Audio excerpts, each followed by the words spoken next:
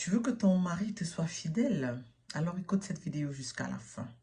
Voici ce que tu dois faire. Premièrement, apprends à communiquer avec ton mari. Très important. Et en plus, apprends à le comprendre et à te faire comprendre. Et ce, dans le respect. Dans le respect. Et aussi, quand tu as des problèmes avec ton mari, ma chérie, mets-le là. Vous vous asseyez à deux et vous gérez vos problèmes. Ne pars pas raconter aux copines.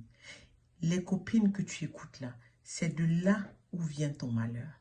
Les copines dans ce cas-là, elles sont plus toxiques que des conseillères. Tu dois faire très attention. Il ne faut pas écouter les copines. La seule personne que tu dois écouter, c'est ton cœur et ton Dieu qui est là-bas. Tu dois lui confier tes problèmes.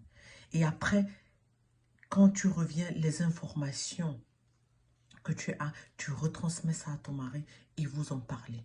Vous en parlez, vous discutez et vous trouvez des solutions. Ce n'est pas la peine de courir vers les copines parce que ce sont elles qui vont te tuer. Ce sont elles qui vont gâter ton mariage. Tu dois être très très sage dans la vie.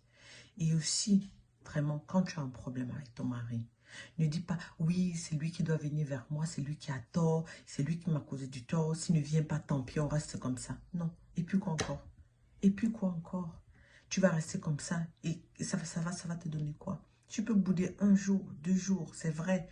On est fâché, c'est vrai. Mais après, où est ton côté de maman? Où est ton côté de femme? Où est ce côté-là de femme sensible? C'est où? Tu l'as mis où?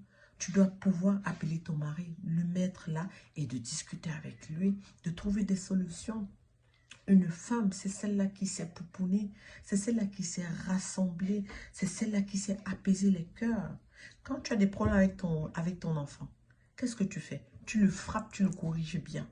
Et le lendemain, qu'est-ce que tu fais? Tu le prends là et tu lui dis, maman t'aime. Tu lui donnes un bisou et tu lui dis, tu ne vas plus jamais recommencer. Parce que ça met maman en colère et maman est très très triste. Pourquoi tu ne le fais pas avec ton mari? Pourquoi tu ne fais pas ça avec ton mari? Pourquoi quand tu as des problèmes avec ton mari, tu restes là de ton côté, ton mari aussi reste là et tu dis, s'il ne vient pas, je ne fais pas le premier pas. Pourquoi? Il n'y a pas de challenge à faire. Tu es une femme. Tu es une femme. Hein? Essaye un peu d'utiliser ce côté docile là de la femme et de se dire, ok, de toutes les façons, quand tu rencontres ton mari, au début là, tu sais quel type d'homme il est. Tu sais que c'est un gars qui est orgueilleux. Peu importe ce que tu as fait, le gars va rester sur son côté.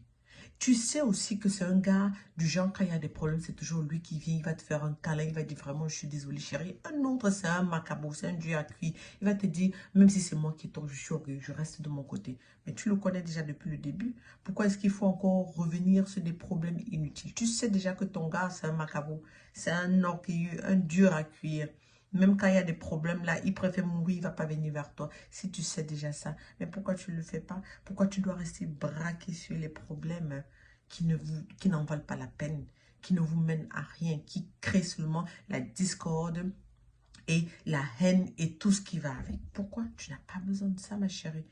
Hein? Il faut pouvoir, tu prends du recul, c'est vrai, tu te fâches, mais après 2 jours, tu dis, monsieur, il faudrait que toi et moi on discute. Je dois te dire ce que je pense par rapport à ce qui s'est passé il y a 2 jours. Même s'il est parti au boulot là, tu envoies un message, tu lui dis ce soir, il faudrait qu'on discute parce que j'aimerais on fasse table rase, machin et tout. Et quand tu termines là, quand vous vous asseyez, quand il rentre là, après avoir mangé, parfois tu n'attends même pas que vous mangez. Tu dis, monsieur, il faut qu'on discute.